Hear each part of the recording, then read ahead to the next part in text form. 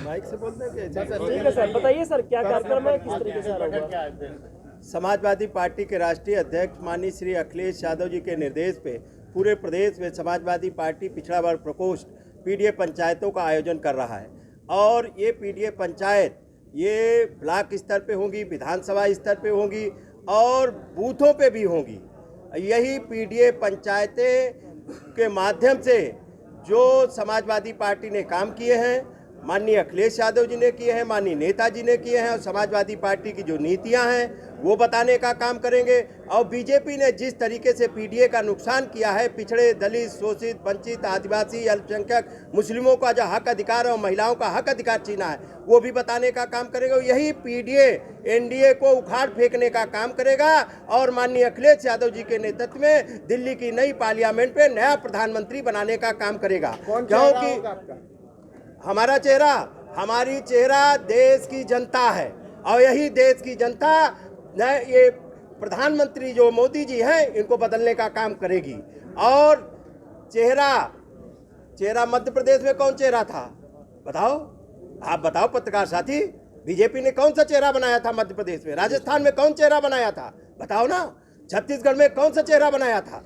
जब उनके पास चेहरा नहीं था, अब जनता चेहरा तय करके और माननीय अखिलेश यादव जी के नेतृत्व में इस उत्तर प्रदेश में बीजेपी के विजयी रथ को माननीय अखिलेश यादव जी के नेतृत्व में रोक दिया जाएगा। रोक ही नहीं दिया जाएगा, चकनाचूर कर दिया जाएगा। और जिस तरीके का अन्याय अत्याचार बीजेपी के शासनकाल में हो रहा है, नौजवान परेशान है। इन्होंने जो वादा किया था, कहा था 2 करोड़ नौकरियां देंगे, तो क्या प्रत्येक बरस 2 करोड़ नौकरियां मिली है? 10 बरस हो गया है। 10 बरस में 2 करोड़ प्रत्येक बरस बीजेपी के शासनकाल में बेरोजगार लोग हुए। उन्होंने कहा था किसान की आय दुगनी कर देंगे। किसान की आय तो आधी कर दी खेतों में सांडों ने, और उसके बाद में खाद बीज महंगा कर दिया, सारी चीज़ें महंगी हो गई। उसके साथ साथ में इन्होंने स्वास्थ्य सेवाएं बदहाल हैं कोई। और इस घोसी ने शुरुआत की थी, घोसी की जनता ने बीजेपी को हराने का अभियान चालू किया था। इसी घोसी में बीजेपी ने जिस तरीके से नंगा नाच किया था, जिस तरीके से कार्यकर्ता, नेता, प्रधान बीडीसी को धमका रहे थे, उसके बावजूद भी हमारे पार्टी के प्रत्याशी श्री सुधाकर सिंह जी भारी मतों से यहाँ की जनता ने विजयी बनाने का काम किया। मैं यहाँ घोसी की जनता का भी धन्यवाद देने आया हूँ, आभार व्यक्त करने आया हूँ। और पीडीए को लामबंद करके एनडीए को उखाड़ फेंकने की तैयारी बूथ बूथ पे चलेगी और ये तैयारी रुकने वाली नहीं है। यह हम लोग, मैं मल्लाह बिरादरी से हूँ, निषाद बिरादरी से हूँ। ये बीजेपी अब हर मोर्चे पे विफल सरकार अब भगवान राम का सहारा ले रही है। 10 साल की नाकामी छुपाने के लिए, अपने 7 साल के उत्तर प्रदेश की नाकामी छुपाने के लिए कोई वादा पूरा नहीं किया। भगवान राम को धोखा देने, भगवान राम का सहारा ले रहे हैं और भगवान राम को भी धोखा दे रहे हैं। भ्रष्टाचार कर रहे हैं भगवान राम की जमीनों में, खरीद फरोख्त में भ्रष्टाचार, चंदे में भ्रष्टाचार। और अब तो इन्होंने फ्री में अब जो व्यवस्था फैला रहे हैं, ये मंदिरों के माध्यम से अब किसी को, गरीब आदमी को फ्री में दर्शन भी नहीं होंगे। इसलिए हम पिछड़े, दलित, हमारे आरक्षण को खत्म किया जा रहा, बाबा साहब के बनाए हुए संविधान को खत्म किया जा रहा। ये लोकतंत्र खत्म करके राजतंत्र और इस देश की जनता को गुलाम बनाना चाहते हैं और देश की सारी सरकारी संपत्तियां बेचे दे रहे हैं। ये कह रहे थे देश बिकने नहीं देंगे, देश में कोई सरकारी संपत्ति बच नहीं रही। इनके शासनकाल में सब बेचा जा रहा। ये कह रहे थे काला धन लाएंगे, 1 नंबर का रुपया विदेशों में चला गया इनके जमाने में। आज महंगाई चरम सीमा पे है, बेरोजगारी चरम सीमा पे है। सेना में भी भर्ती इन्होंने अग्निवीर बना दिए, जबकि सेना जैसा विषय है जिसपे इनको अब 4 साल की नौकरी के लिए, इसलिए अपमानित पढ़े लिखे नौजवान अपमानित किए जा रहे हैं। और हमारे एक साथी ने अभी बोला भी था कि आज उत्तर प्रदेश में नौकरियां, उत्तर प्रदेश पूरे देश को नौकरी देता था। आज दुर्भाग्य है बीजेपी के शासनकाल में उत्तर प्रदेश के लोगों को बिहार की तरफ जाना पड़ रहा है और बीजेपी के शासनकाल में उल्टी गंगा बह रही है। ये बताइए, नौजवानों का अपमान।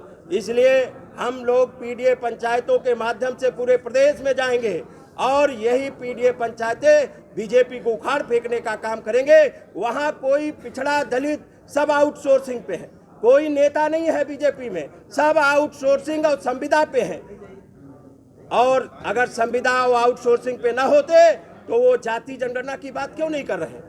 और माननीय अखिलेश यादव जी ने बिना उठाया है जाति जनगणना का कि जाति जनगणना होनी चाहिए। सामाजिक न्याय तभी मिल सकता है जब तक सामाजिक, शैक्षिक, आर्थिक, राजनीतिक आंकड़े सब नहीं होंगे, तब तक योजनाओं पिछड़े, दलित, आदिवासी, अल्पसंख्यकों के लिए नहीं, हमारी जितनी आबादी है हमको उतना हक अधिकार दिया जाए। जनगणना की बात तो ओम प्रकाश राजभर भी करते आए हैं शुरू से, तो जिस दल में गए हैं वहां क्यों नहीं कर रहे? जिस दल में ओम प्रकाश राजभर जी गए हैं वहां क्यों नहीं कर रहे? ये लोग किसी गणना के चक्कर में नहीं है, ये अपने बेटों की गणना कराना चाहते हैं कि और कोई गणना नहीं है। ये जाति जनगणना नहीं चाहते, चाहे डॉक्टर संजय निषाद हो, क्यों नहीं आरक्षण की बात करते? जब वो सत्ता में नहीं थे और उनके बेटे को भी पहली बार सांसद किसने बनाया? माननीय अखिलेश यादव जी ने बनाने का काम किया। और 17 जातियों को कश्यप, निषाद, बिंद, धीमर, मल्ला, कहार, गुड़िया, माझी, मजबार, रैकवा, तुराहा, भर, राजभर, कुम्हार प्रजापतियों को भी अनुसूचित जाति में परिभाषित करने का काम माननीय अखिलेश यादव जी ने किया था। और जिस सरकार में वो बैठे हैं, डॉक्टर संजय निषाद, ओम प्रकाश राजभर जी, अनुप्रिया पटेल जी, उनके रहते हुए हम लोगों का हक अधिकार छीना गया, उनके संरक्षण में छीना गया, उनकी सहमत से छीना गया। हम लोग आरक्षण की बात कर रहे हैं और ये लोग अपने बच्चों के आरक्षण की बात कर रहे हैं। ये लोग समाज के आरक्षण की बात नहीं कर रहे हैं, अपने बेटे को टिकट मिल जाए इसकी आरक्षण की बात कर रहे हैं। ओपी राजभर तो पहले समाजवादी पार्टी में ही थे, तो क्या इसका असर अखिलेश यादव पर दिख रहा है कि वो जाति जनगणना की मांग कर रहे हैं?